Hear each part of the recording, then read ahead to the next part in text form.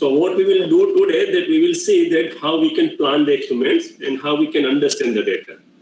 You can see that many people work on development of the design in the sense that they make some kind of new optimization algorithm, or they make some kind of changes in the existing models, or they find something new. But in our case, what I do that we use those models, we do not develop those models. So there are two types of person who use design of experiments. One is they develop the design of experiments, and one is they use the design of experiments. That's so we are probably, that means my category is to use the design of experiments. So first we will see that why do we do experiments. So if you see that most of the times we know most of the things. So if you are a mechanical engineer, then what you see that if you consider this simple graph, in the one axis it is a depth of cut, and here it is a material removal rate. Right? So we know that if you increase the depth of cut, your material removal rate will increase. Similar for this electrode discharge machining, because these are the terminologies used for the mechanical engineers. So here also, if you increase the current, your material removal rate will increase. Right? So these things are known.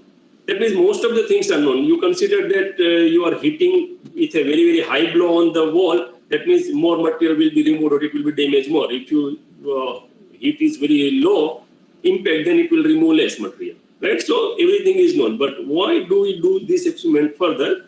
Because we want to know the numbers.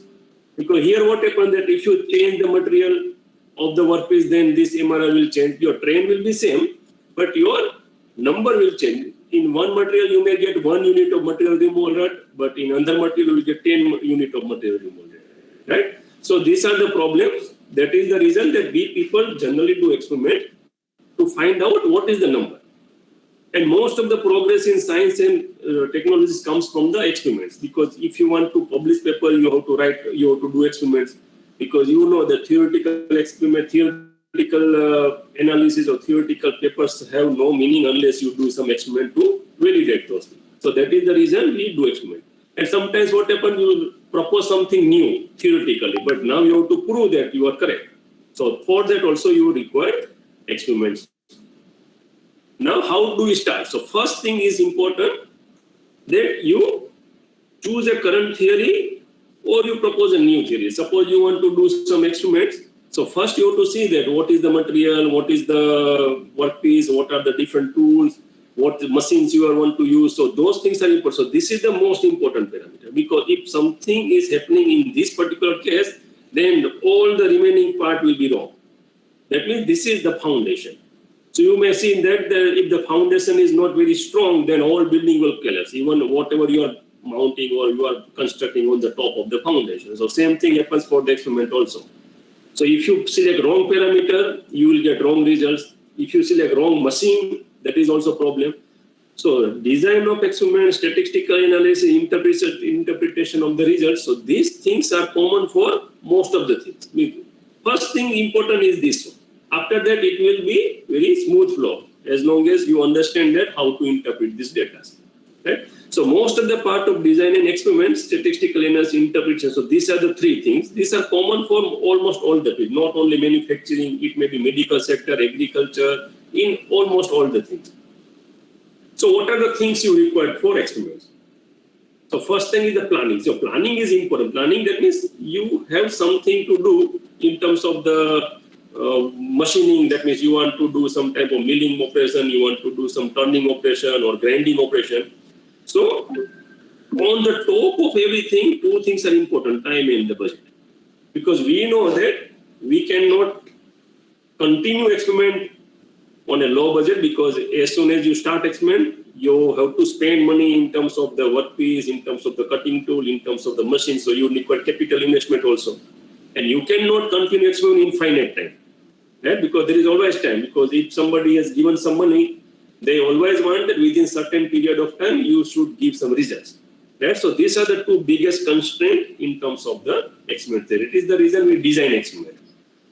Designing means that you want to save time also, you want to save budget also. And after saving these two things, you want quality results. Quality results means that you don't want too much of noises in the results. That means if you do 2-3 experiments, you want that these results to be very close to each other if you keep all parameter constant. Right? So this is what is the requirement. Now, that is very difficult to maintain, because you know that if you are doing some mass production at the same time, you cannot increase the quality, because quality and mass production, these two things are very difficult to maintain with each other. Second thing is statistical skill.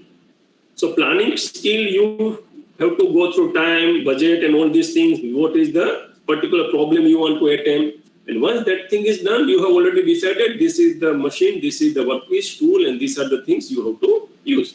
Now you have started experiment. Once experiments are over, then it will generate a lot of data. Now a lot of softwares are available which will give you direct graphs, right? So you don't need to think in between the experiment and the final results. So you are getting final results, so you have to interpret those results.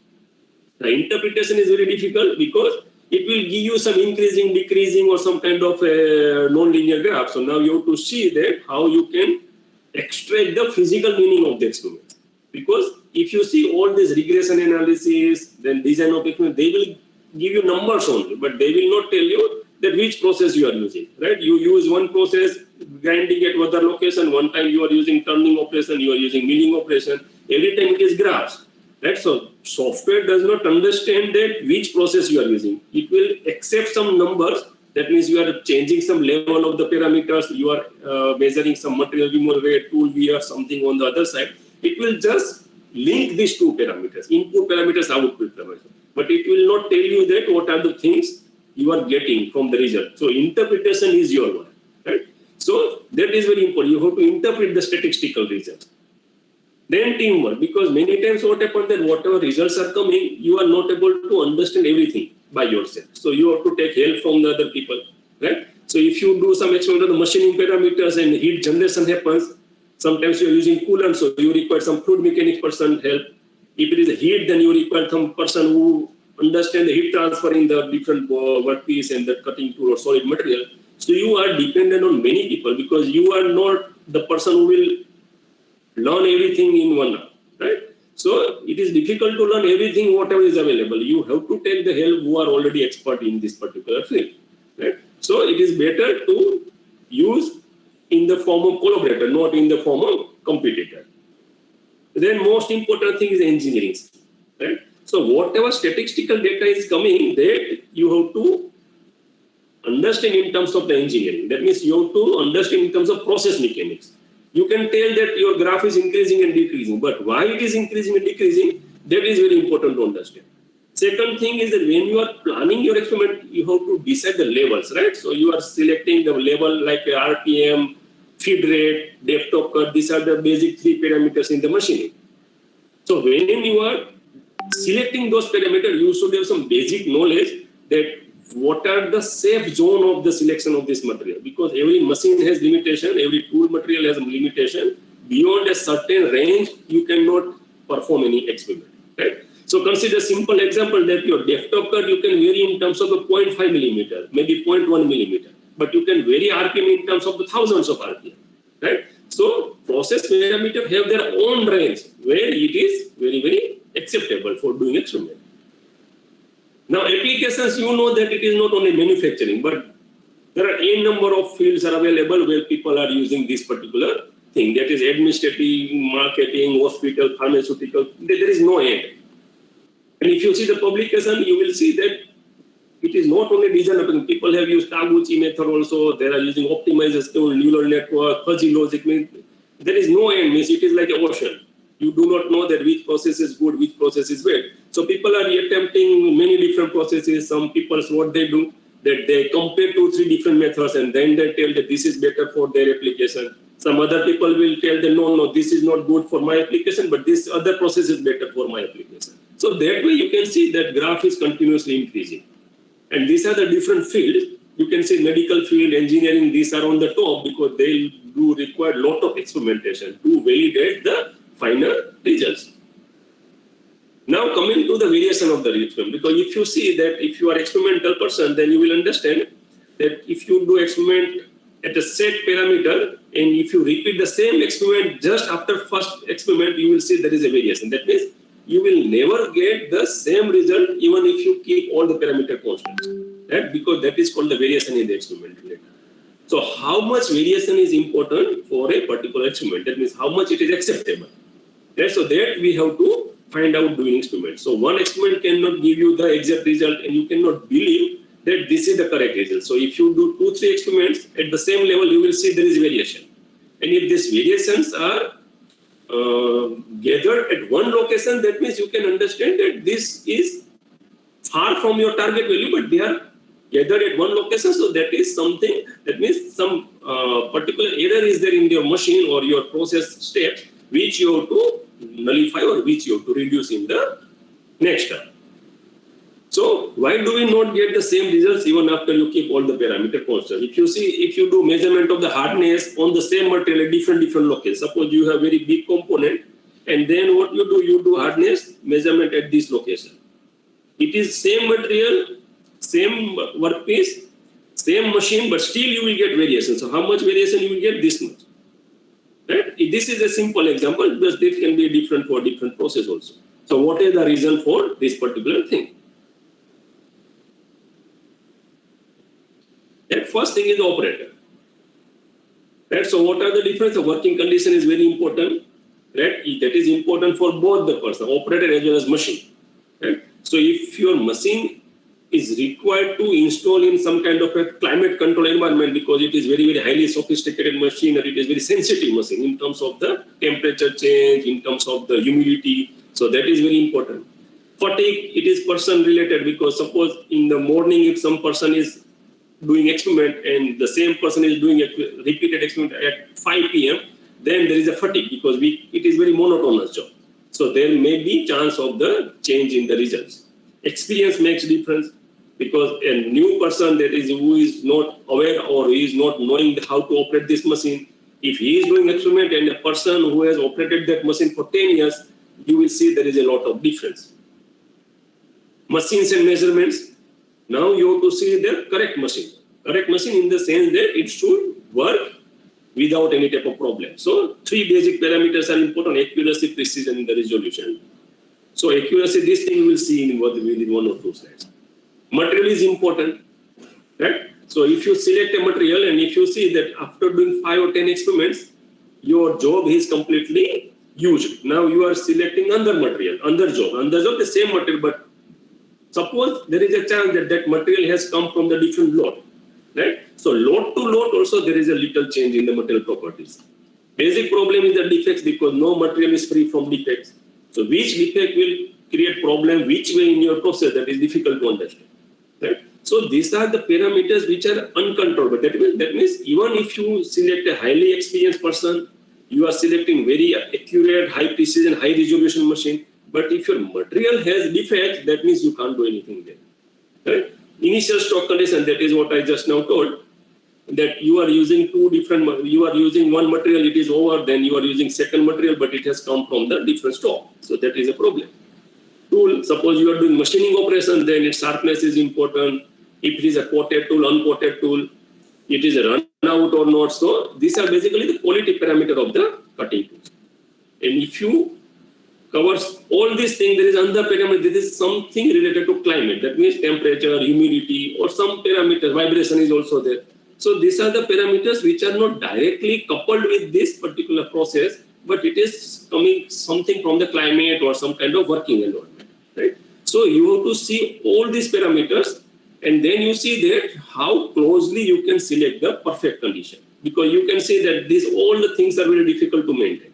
Even if you have lot of money, you can get through all these things, but the defect level, stock conditions, and the sharpness of the cutting tool, this you cannot. Even if you purchase very, very sharp tool and very, very high quality coating on the top of it, after a certain time, maybe after 1 minute or 2 minutes, your tool will be worn. So you cannot avoid the wear of the cutting tool, but you can reduce the wear of the cutting tool. So there are different ways. So if you see operator fatigue is there, then the environment where you have to work. So these environments are very, very hazardous, and these are not very, very useful for the long exposure to these gases and some kind of very, very serious work. Experienced person we have already seen. Machines and measurements. So these are the 3 parameters. So accuracy is very important. Accuracy, that suppose if we understand what is the accuracy in very, very basic level, it is basically the ability to tell the truth. So what is that thing? That you have a target point. So this is the things where we want to reach. But in place of this thing, your experimental results are a little bit far away from the target point. Right? So you do one experiment, it is showing these results. You do second experiment, third experiment. So they are all located very close to each other, but they are far from the target point. Our target point is this one. So if your experimental points are here, this way, this way, this way, that means it is very, very high accurate machine. Right? So what is this thing that while attempting this target, you are getting this position. So this particular thing is called accuracy. Our objective is to reduce this gap. Correct? What is the repeatability? That means it is ability to tell the same story each time. So that is repeatable. That means you are repeating the experiment. Logically, it should give you the same results if you are not changing any parameters.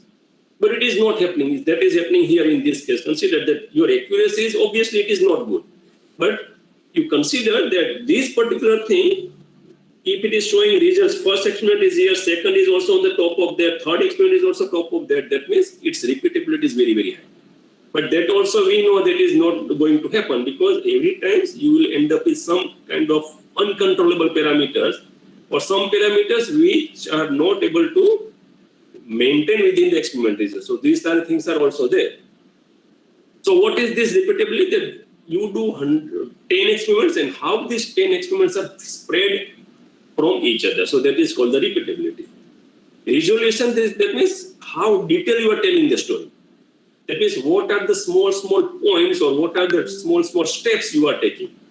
So this is the resolution. So how these things is different from the repeatability, you can see the position achieved while attempting to position to the target point. That means this is the location which we are getting in place of this thing.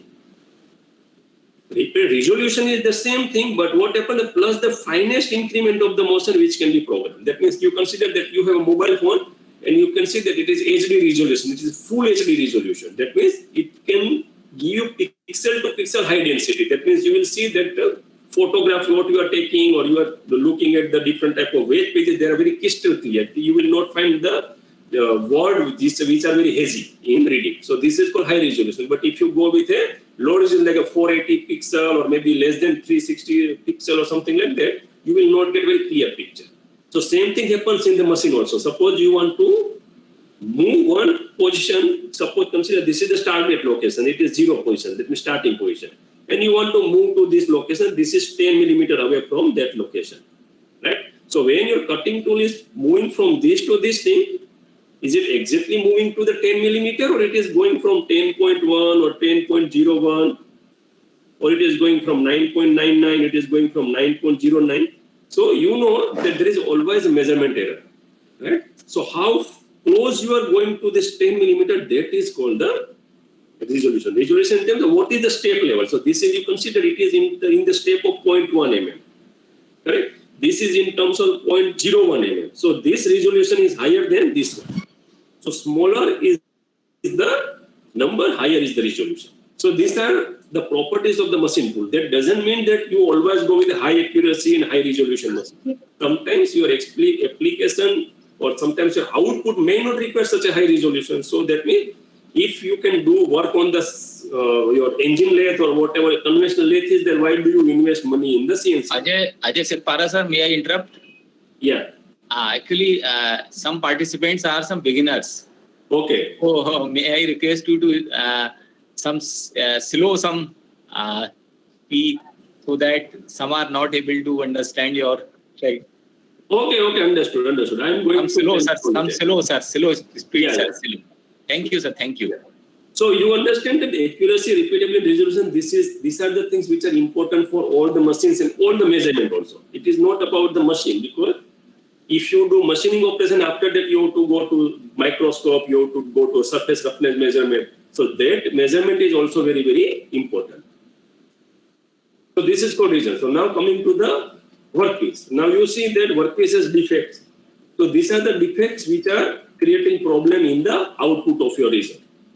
So if you use a very, very pure material, then cost of the material is very, very high, because you have to spend money. You need some kind of a what we say, the certification that this material has been check using this particular equipment or this particular standard, and at the end you will get something which is free from the material, free from the defect. That means defect level is very, very low. That means that you can ignore at the end.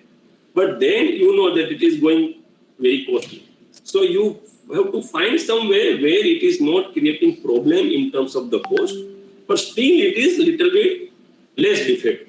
So that is also important. And you know the stock. So you can see that there are a lot of different type of materials are available.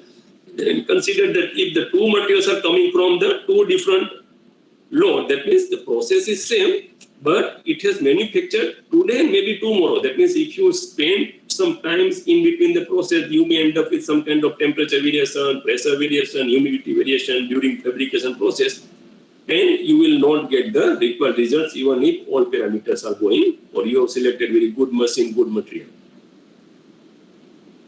So now why do we use design of experiments? So what are the two important goals? That we want to maintain the quality. Quality should be very, very high. And we want productivity also. It should be also very, very high. Now, to maintain these two, both the things, it is very difficult. Now, what you have to do that for increasing the productivity, what you have to do, you have to mount or you have to install many machines like that. You have one machine, you are getting maybe 10 components per day. In place of one machine, you put 10 machines. So in one day, you will get 100 components, right? So in that way, you can increase. But this productivity increase through installing more machine will increase the cost also, right? You need capital investment. You require capital investment in the terms of two. One is the space and another one is the machine. So that is not the good way. Another thing is that you standardize the process. For standardizing process, that what does it mean? That you know that these are the parameters. If you select for this particular combination of the workpiece and tool, now you see that this is the tool and this is the workpiece. Right? This particular thing combination is that if you are using this particular tool and this workpiece condition, then your speed, feed, and depth of cut. These are the three parameters which are known. Consider speed is 4000 RPM. Feed you consider 5 millimeter per minute. And depth of cut may be 1 mm. Right? So you consider this is a very basic way to understand this thing. So tool and workpiece, if you are selecting one particular tool, you consider the HSS is the tool, and this particular thing you consider aluminum is the workpiece. For these two materials, these are the standard parameters. That means somebody has already done some experiments and he found that if you set these three parameters, you will get good result. What is the good result? Good results mean high MRR, that means material removal rate, and the lowest roughness. Correct? So this is our output. That is what we want to measure. Correct? So now for doing this thing, standardizing this thing, you need a lot of experiments, right? Because somebody is telling, or suppose you are telling that you have found some breakthrough in the machine. That means you have done some experiment, you found some results which are never reported, and you are going to publicize that thing. So there is always some person who think that let me repeat that experiment, let me see he is telling correct or not. So he will repeat that experiment at his location. He will try to see that whether you are telling correct or not. Right? So when he is doing that experiment and if he is getting same result, then he will believe you. But suppose he is not getting the same results, he is getting some different results even after doing all the things what you have reported in the paper. That means you select this, all the parameters, you select this machine. Even he is keeping the machine also same, but still he is not able to get the same result. That means he may prove that whatever you are telling that is not correct, right? So standardization is important. So once something is standardized, that is standardized after a lot of experiments and after seeing the lot of results. So that is only possible when you do a lot of experiments. Right? So you start doing experiments. So now there are many ways. One is you do trial and error experiment. You do some experiment, you will see that some results are useful, then you go ahead in that direction. You do some experiments, results are not encouraging, then you note down that these are the experimental level and experiment material, these are not working fine. So that way you can do lot of experiments with a trial and error, and that is not going in any direction. So what happened because of the trial and error experiment? Then it will drain you financially.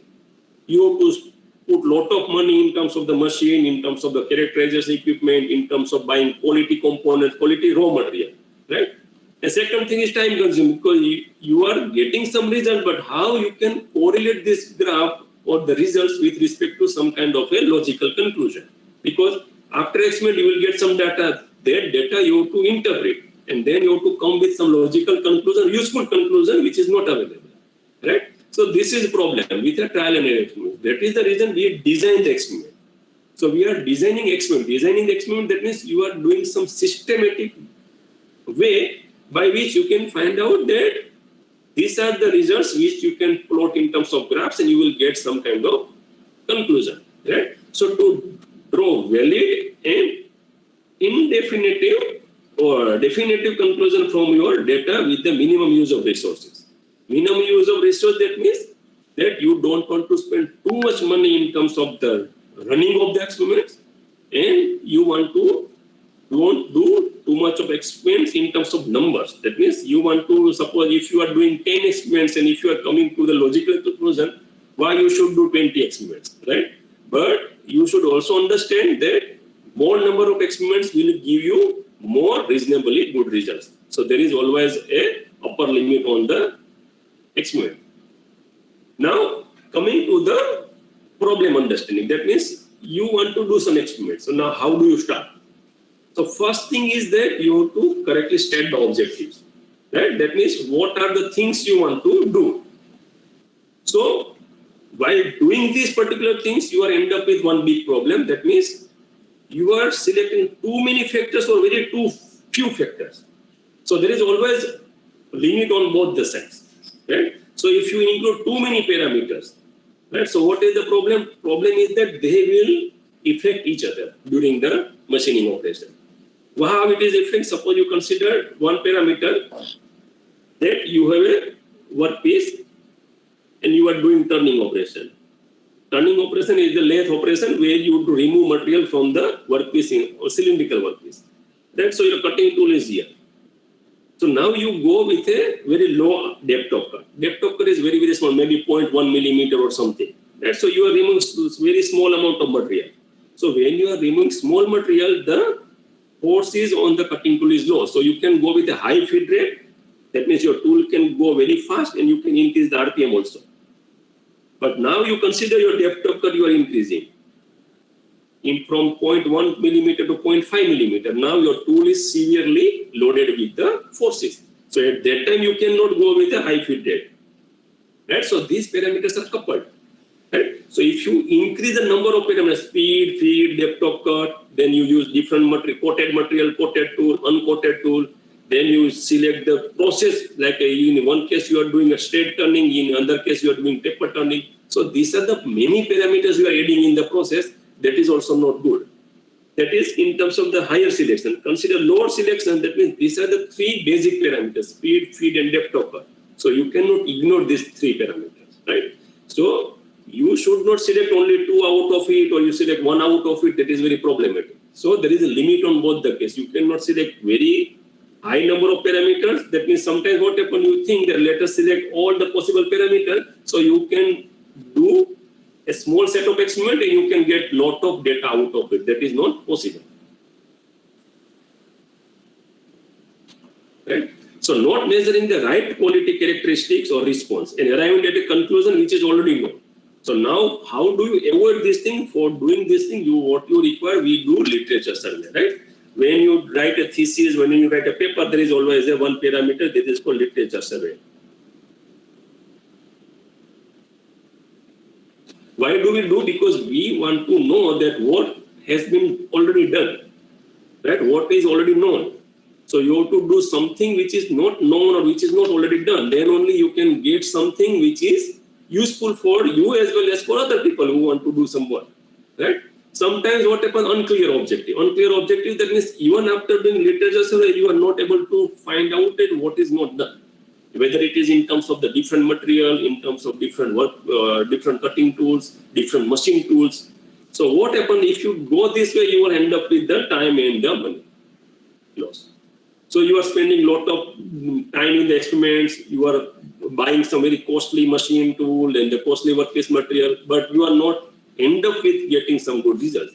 Lack of appreciation, that means you are writing a paper, but every time it is getting rejected because there is no novelty or there is no something new. So there is always frustration between you as well as your teammates and everybody. So that is a problem. A simple example is here. You can see the full factorial. Full factorial, that means you have three factors and 3 levels. Okay, so this is the third. What we do then, this is something like this one.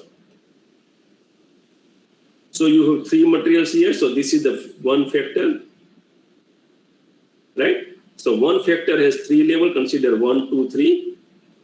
Then there is a one factor here. This is the second factor. And this is the third factor.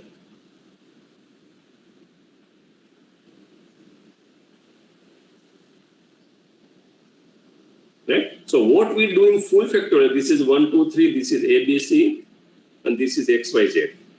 So 3 factor has 3 levels.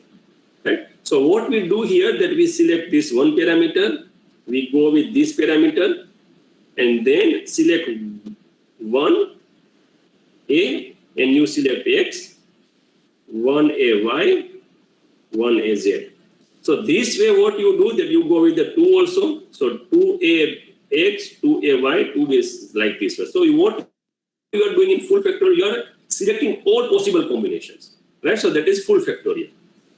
So what are the good things and what are the bad things here? So simple example, if you see this is called airport security counter. So now consider simple way that you are going with your family, you have 5 members, right? So what happens, suppose consider that you are the first person and the security guy is checking you only, okay? And then he think that if you are clear, that means all your family members are also clear, so he is passing all the people without any kind of check. Same thing for the luggage, he is checking, you have 5 luggage, he is checking only 1 luggage, and then what he is doing that, he think that if there is nothing in the 1 luggage, he accept that there will not be any problem in the other 5 luggage also. So he, out of 5% and 5 luggage, he is checking only 1, here also he is checking 1. And then he think it is okay. So now what is the advantage? Advantage is that he saved lot of time because he does not need to check everything. Second thing, he saved money also because if that load is very high, then he has to install 4 or 5 machines like this one. Now only one machine is doing all the work. But you know that is not happening in the airport. Every person has to be passed through this channel or security pass, and every luggage is passed through. That is called full factorial. That means there is no way that you can escape. He is checking everything.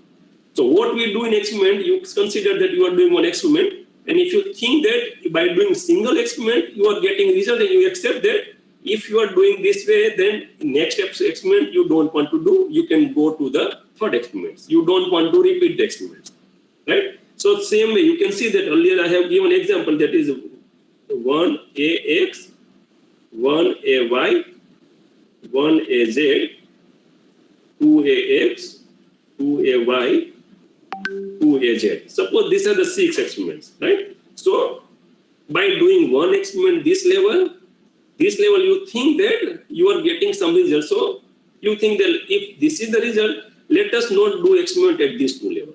Then you do experiment 1, 2, 3 and 4 only. So out of 6 full factorial result, you are avoiding 2 with a assumption that it will not make much problem in your output. So this is called the fractional factorial, or you are doing some kind of a response surface methodology or something where you are avoiding or you are removing some intermediate level with a assumption that it will not make much difference, right? But that is not correct, because sometimes what happens, whatever level you are missing, these are the very important levels or very important things which may affect your results very drastically. So at the end, you are losing something, right? So by taking this example, security example, what we want to see, then what you have to see, the time and cost is obviously important. This is the first and foremost thing. How much money you have, how much time you have for doing experiments. Rest of the things comes later. Which type of design you want to use, which kind of methods you want to use. Time and cost is the first thing. It is everywhere, not only in experiment, it is in the life also. right? So how many experiments are enough to draw a meaningful conclusion, right? So in this case, it is always full factorial, right? Because there is a security reason, right? Because if something is going through this thing, you have to pay huge price in terms of the life, also in terms of the investment also, right? So here you cannot take any risk.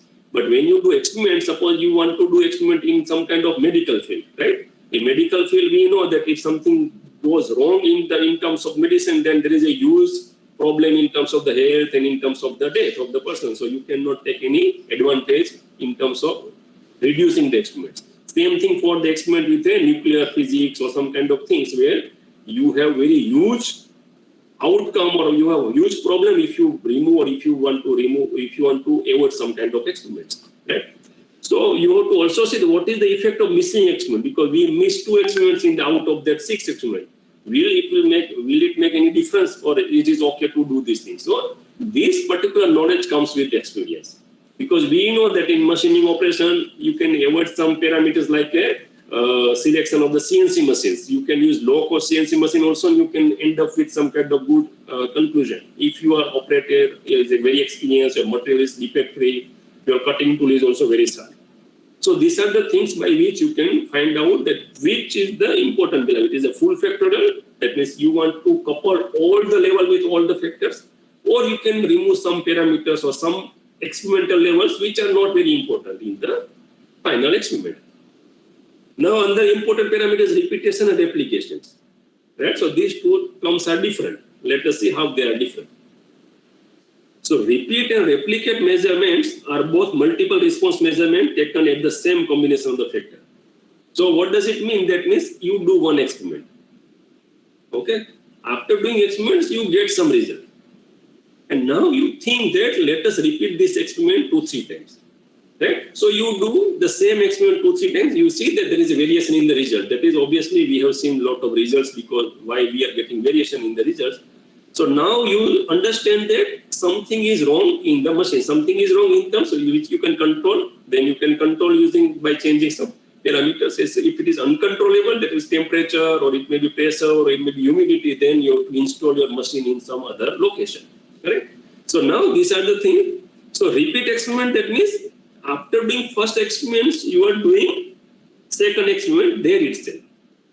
Correct? So you repeat the experiment 2-3 times and you see that what is the things you are getting. So why do we do repeat? Because we want to verify the accuracy. That means how far you are getting your results away from the target location.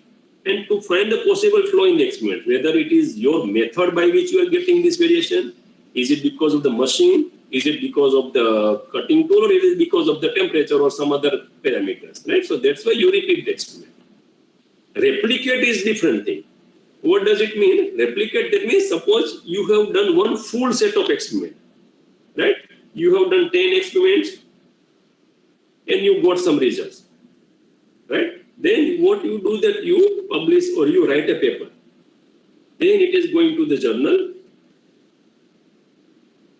And now reviewer, he is very interested in your results. That means he is very interested to repeat this experiment. So what he is doing, that he is doing the same experiment at his location. That is called the replication. That means your whole set is being replicated by some other person at some other location at some other time. Time, person, machine, everything is different. So you have to see whether he is able to replicate the result. That means whatever results you are getting here, will he get the same result or it is something different? So this is called the replication, right?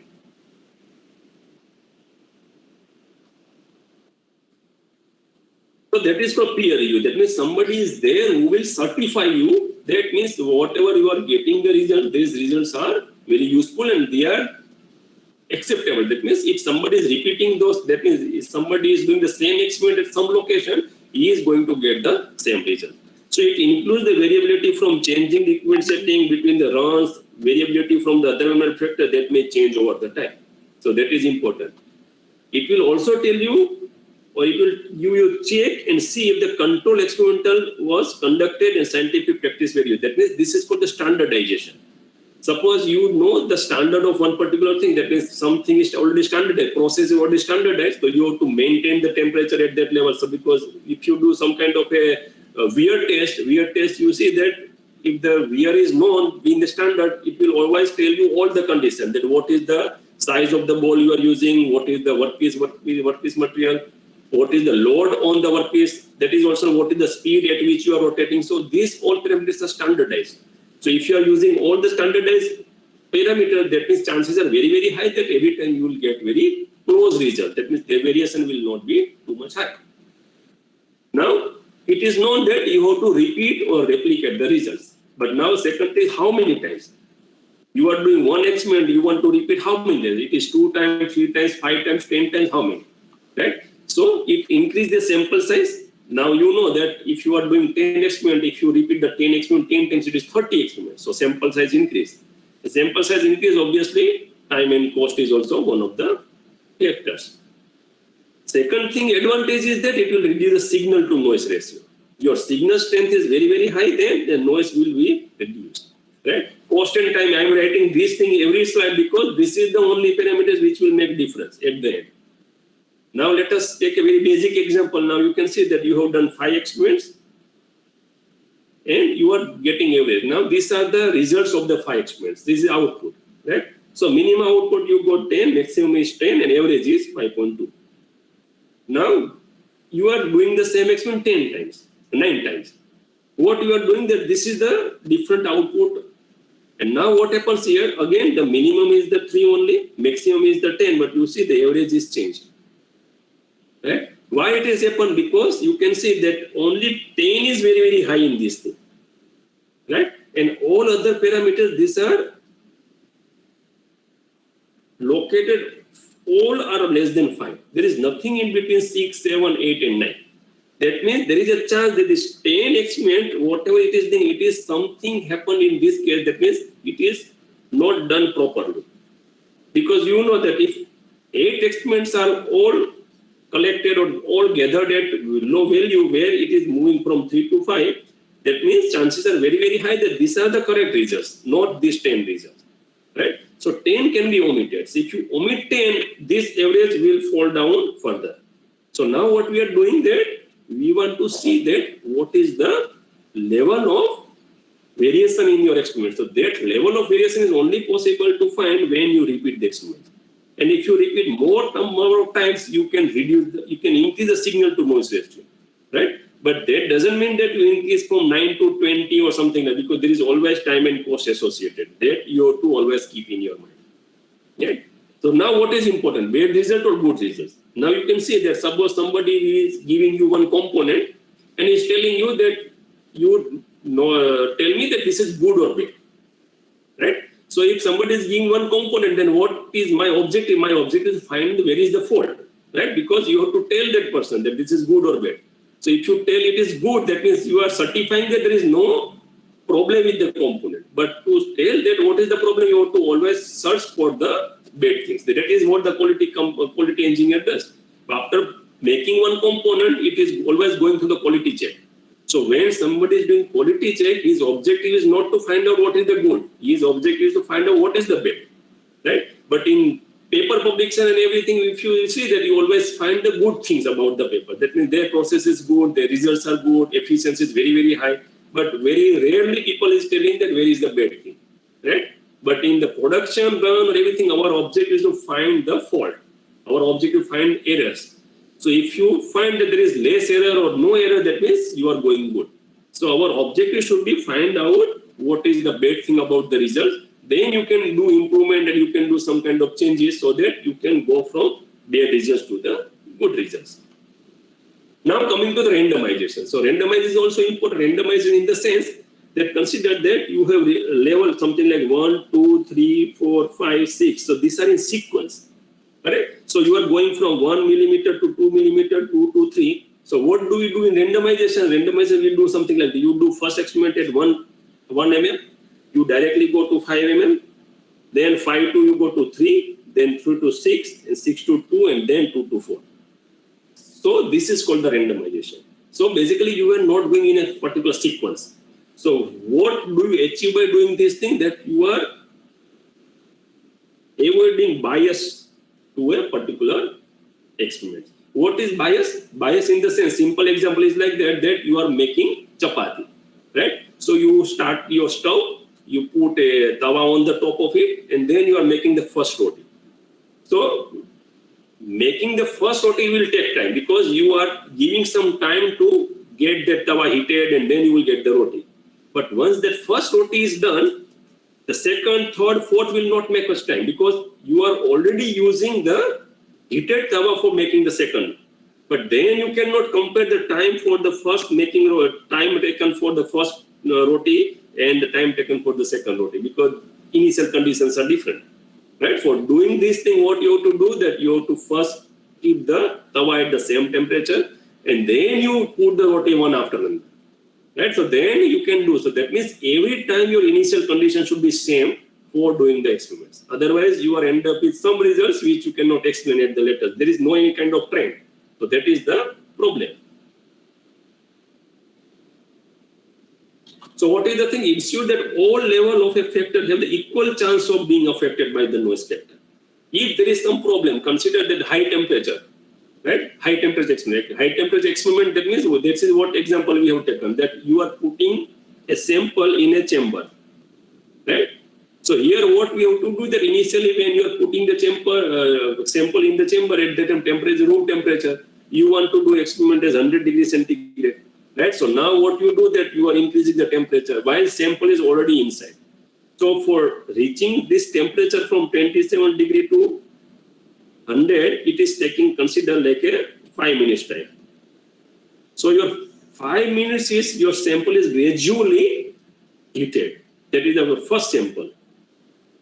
Right? So now, reaching from 27 to 100 is taking 5 minutes time. 5 minutes time, your sample is gradually heated. You are doing one experiment as 100. And then what you do, that you remove this thing. So when you are removing, at that time you are opening this cover. So some temperature will be fallen down. You are putting the second sample. So at that time, your temperature may not be the 27. It may be considered like a 50 degree or something like that. Right? So your second sample has gone here. Its starting temperature is 50 degree. Now from 50 to you have to go to 100 degree. So at that time it will not take 5 minutes. Let us take it is taking 2 minutes only. Right? So this second sample, it is taking or it is exposed to 2 minutes for reaching from 50 degree to the 100. So its initial temperature itself is a 50 degree. The first sample was initial temperature 27. So this is variation. Right? So you cannot explain the results very perfectly. This is the thing. So what is the best way? Best way is that you put the sample first, you follow the same thing. Your first sample is coming with a 27 degree. You put the sample, you go to 100 degrees centigrade with a 5 minutes. Once that experiment is over, remove the cover, let this temperature drops to the 27 degree. Then only you put the second. Then again you go to the 100 degrees centigrade or something. It will again take the 5 minutes. So your whole sample is taking 5 minutes time to reach the 100 degrees centigrade. That means your all samples are exposed to the same number of or same level of noise or same number level of the exposure. So that is the reason you require randomization. Right? So when do you do randomization? When you should not do? So if you see that if your experiment or the system is stable in the sense that there is no any type of noise factor or it is working completely fine. It is already standardized with all the possible levels. So then you do not do randomization. But if you see that your process is unstable, that means you already know that if you do not follow that random sequence, then at the end you will end up with some kind of a meaningless or misleading results. At that time, better you do randomization. But now consider this is the same that you already know that your system is unstable or it is creating problem. But what happens that if you do randomization, it is impossible to do experiments. Why impossible? Because consider that you are doing with high temperature, high pressure experiments, right? So every time you are reducing temperature, whatever example we have taken is 100 degree only. But suppose consider experiment is happening at 1,000 degree or 2,000 degree temperature. In pressure is also there. Vacuum, suppose it is happening in vacuum or something like that. So what happened that it is taking enormous time to reach to the same level or going to the other pressure. So what is going to happen here? Right? it is very difficult to perform trial if you want to go to very low. So it is basically again the time and cost.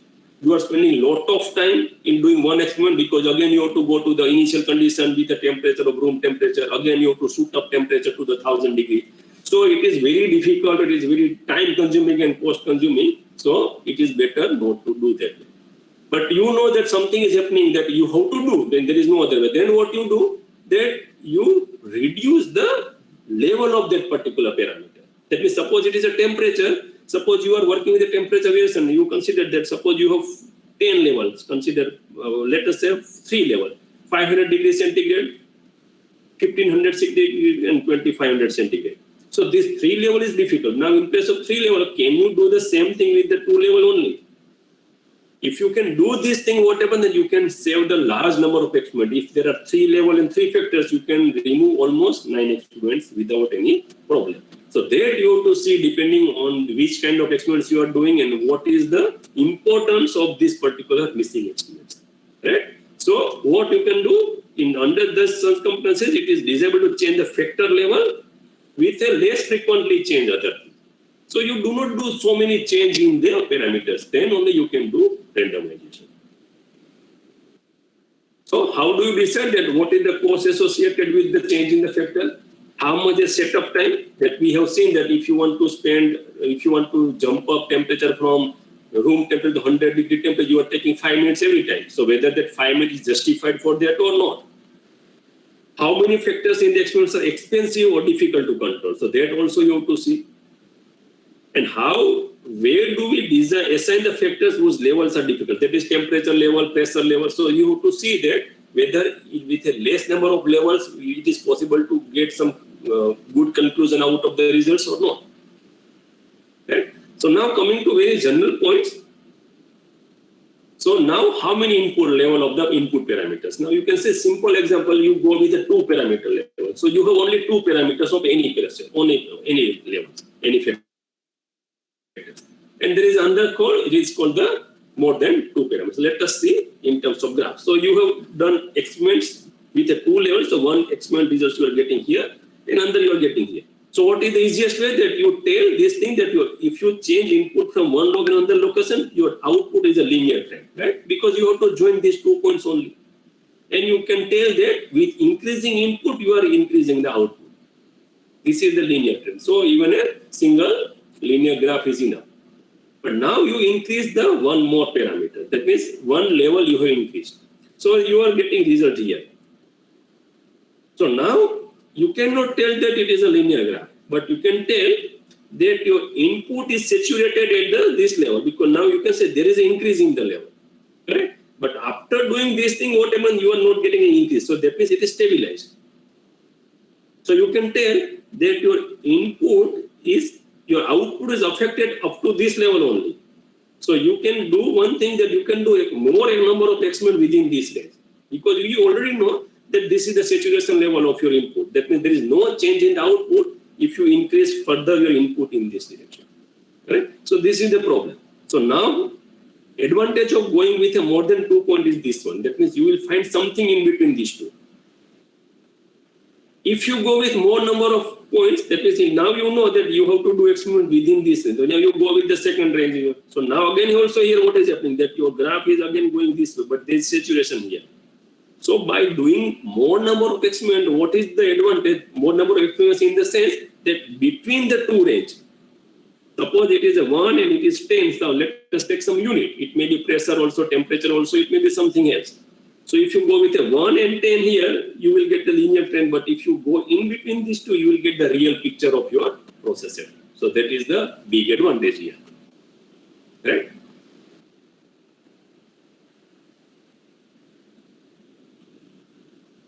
Now here second example. Here what we are doing, we are putting here with a curve fitting.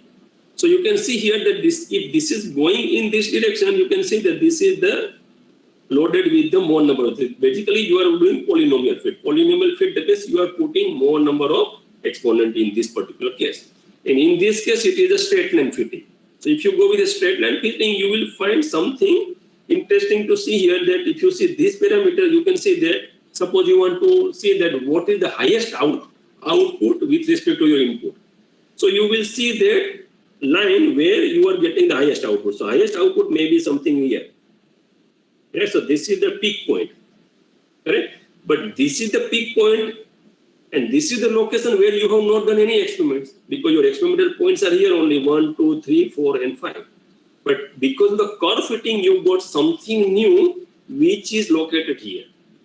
Right? So this particular, if you want to conclude something from this graph using this particular curve fitting, it will tell you that what is the maximum output. It will tell you that this particular input you are getting maximum output. But we know that we have not done any experiment. So to confirm that thing, what we do this experiment and to try to find out whether this curve fitting is good or not. But that is not the problem here, because all the things are going in a straight way. Again, cost and time, because if you increase the number of experiments, your cost and time both will increase. Okay? Now curve fitting with the experimental data, same thing here. So if you are going with one parameter at a time, that means if you are changing only one parameter and keeping all parameter constant, it is better not to fit with any kind of trend, because it will tell you directly just by looking at the points only that what is happening in your process, right? So these points are just for guiding your eyes only, because there is nothing else, right? So it is showing that you can say your saturation happens at this location only, at these two locations, correct? But if happens that using this graph, you will see that this particular thing has shifted to this location. Maximum point is here. There is not 2, it is 2.5. This is happening only because that you have fitted with a non-linear graph or polynomial curve. Right? So that is not good thing if you are using only one parameter time, because it will misguide you with respect to something else, and you have to again do one kind of confirmation experiment to find out whether this graph, whatever is telling is correct, or this is telling is correct. Right? So that is not the good way. Now coming to the optimization. So many people have done a lot of optimization, and there are many tools out there. I mean, there is no end of the tools. People have published papers just by comparing the different type of optimization results. So why do we do optimization? Right? So consider simple example, electrode discharge machining. So if you are a mechanical engineer, you will see that there is a spark. Consider the spark is coming here, and it is striking with on the workpiece surface. So this is the workpiece. Correct? So now what happens that if the energy carries by this spark, that means it is a current, let us say current. If current is very, very high, then it will remove more material from here. Correct? And if the current level is low, it will remove less material. So this is the high current, and this is the low current. So this is the amount of material removed, and this is current, and it is low here, so it will remove less material. And this is the simple example. So let us see this way. So case 1 is this one. So if you increase the current, that means energy carried by this spark is very, very high. And if it is targeting the workpiece, it will remove more material. So your material removal, that means material removed per unit time is very high. So it is high, right? And if it is very high, that means you can remove material, this much material in a very short time, because it is every time it is removing more time. So your machining time is less, right? So by increasing current, you are getting two things which are favorable. Your MRR is increasing, that is good. And this your time is also reducing, that is also good. So in this case, you don't need to do any optimization, because there is no conflicting nature, right? So optimization is only required when your output has some conflicting requirement. So what are these conflicting requirements? Let us go to case number 2. So here, again, the same graph here. Right? So this is the good thing. Right? Your material removal rate is increased, so your time requirement will be very less. But you have some requirement of the roughness. Right? So you can consider this is the workpiece after machining with a high cutting. That means this is the amount of material it is removed. So which kind of surface you will get? You will get surface something like this. Right? So surface is very wavy. That means it is very rough. But if this is the case, what is going to happen? That it has removed very less amount of material. So what surface you will get? You will get surface like this. So it is very smooth compared to these things, which is functional requirement, right? So roughness is also increased. So what is the problem here? Problem here is that this is good and this is bad. So if this is the condition, then you require optimization, right? So you always see that whether there is any conflicting requirement in output or not. That means you have two output parameters, response parameter, because of the setting or increasing one parameter, one output is giving good trend and another output is giving bad trend. That means you have to find out something in between these two. You consider this is the MRR and this is the roughness. And this is the current level. So you find out that this is the current level where material remolded is also reasonably good, not the least or not the high, and roughness is also acceptable, whatever you're getting. That means this roughness is acceptable for your parameter. So for doing this thing, whether this is that point, it is here, where is that particular point? That means there is a break-even point.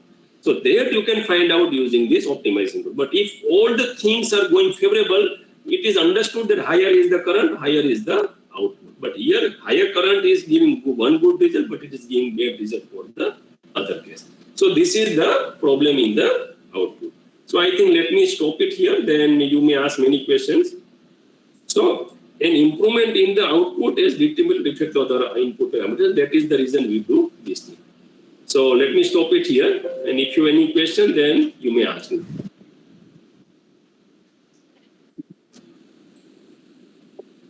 So participants are, they can ask any query regarding the lecture given by Dr. Ajay Sitpara ji.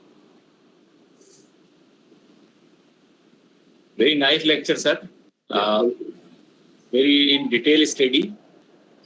So if all are mechanical engineer, I think probably they have understood, but out of mechanical engineer, it is little difficult. So the session is open for discussion. Hello, sir. Am I audible? Yes, yes.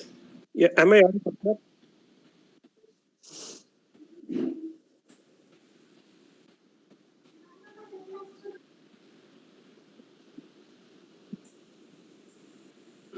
So there is that if there is no available any practical experiments or literature how to validate DOE. DOE, that means I understand that the person who is not able to do any experiment, but he wants to validate using some kind of simulation software. Right? So what is the problem with this thing? That say simulation software and this things both are same. Simulation software will give you something which you want to do before you actually conduct the experiment. That means you want to reduce the number of experiments. Right? So this simulation will be useful in deciding the level of the parameters. Right? So what happens that when you select a particular parameter that factor like a temperature, right? So you want to see that temperature is selected, but now within the temperature, what are the different levels? From where you want to start? You want to start from the 30 degree and you want to with the 70 degree, or you want to start with the 30 to 1000 degree, right? So this thing can be found from this particular simulation software. So you do or you make the same model or everything in your simulation software and you find out that where you are getting the results. Like simple example is like that suppose you are doing some kind of a let me give you one example that okay. So now suppose you want to where is that whiteboard? Yes.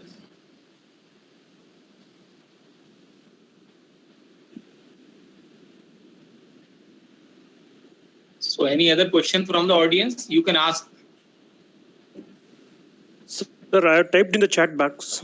Yeah, it is better. Yeah. So what happened that suppose you consider this is the wall. Okay, and you want to this wall you want to break. So now what happened that you start with hammer and you start hammering on this wall. So what happened that if you go very, very slowly, that means if your force is low, then nothing is going to happen. So you have to pass through or you have to cross a minimum amount of force, then only something will happen here, right?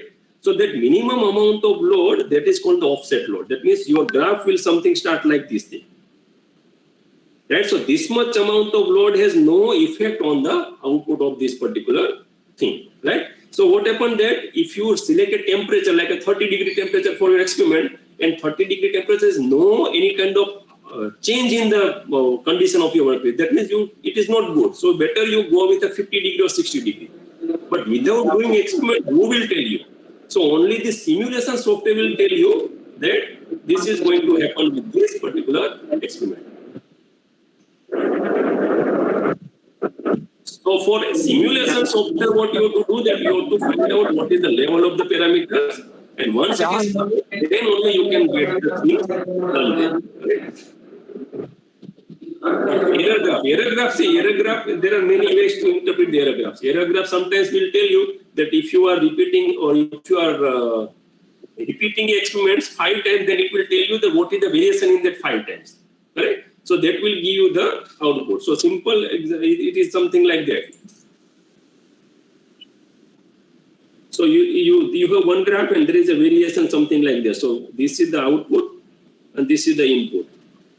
So this variation will tell you that this is the middle point or the something in between, the mean point of this thing, but your variation is this much. So this is the error graph. So error graph, people are doing very, what I should say, that it is a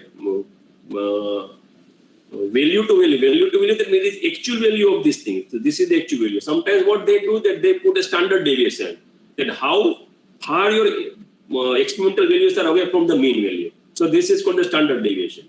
So you will see there are many papers where only the direct values are written. That means this is the actual value of your experiments. And sometimes what happens, this is the mean value and the spread is because of the standard deviation. Then how far they are away from the mean value. So that way people have done some work on this particular thing.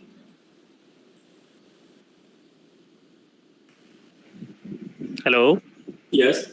Yes, sir. Sir, is there any Sir, method to am I check audible, that sir? the Hello. number of repetitions that we are doing for the experiment, Replicates, you mean to it say. is good or bad, or we can certify it? Yeah, it is repetition or the replication. You know, say from the starting slide itself, I have given one important, it is a time and cost every time. Right? So it is up to you. Means there is no any standard way you will find out how many times you have to do replication. But it is, thumb rule is that higher is better. But how many hires? You cannot do 10 experiments at the same level because it is taking too much time. You do not have that much time. You do not have that much money. Right? So generally, in our case, if you telling me that how many times, I generally repeat 3 times only, because that is what is my budget permit and that is how much time I can spend. Right? But higher is better. If I do the 5 times, that means my results will be very close as compared to the result which I get at the 3 times.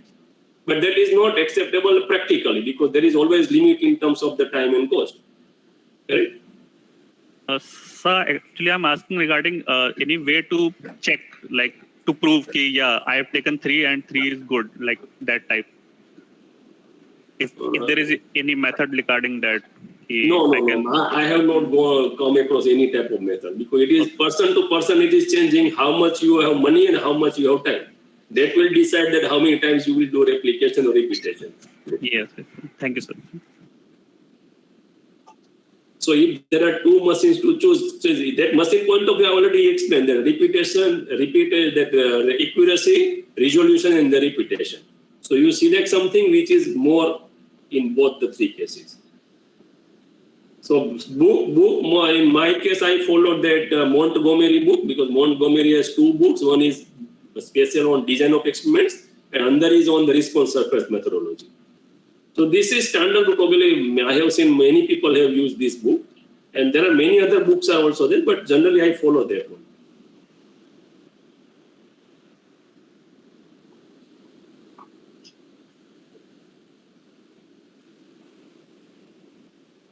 So any other question from the participant?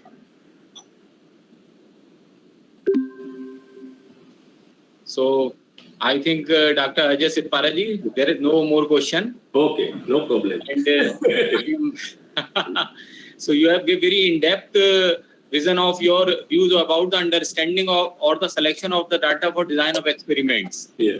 So actually, I got WhatsApp message from few participants that you are a bit fast in your lecture. Yeah, because I do not know that what is the background of the participant. Sir. Everybody is mechanical engineer. Sir. Well, I'm thankful to you, Ajay sir, for accepting my request and joining us. We are blessed with your nice presentation and I am thankful to you and best wishes for your successful future. Thank you. Thank you very much, sir, for joining us. Yeah, bye. So now it is time for break.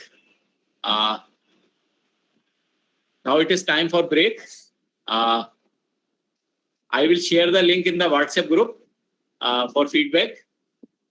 And now we will join at 2 p.m. sharp for the next lecture by Professor Vinay Rishibal sir, who is a very learned person in the field of AI and from our university, Department of Computer Science and Technology. Thank you very much.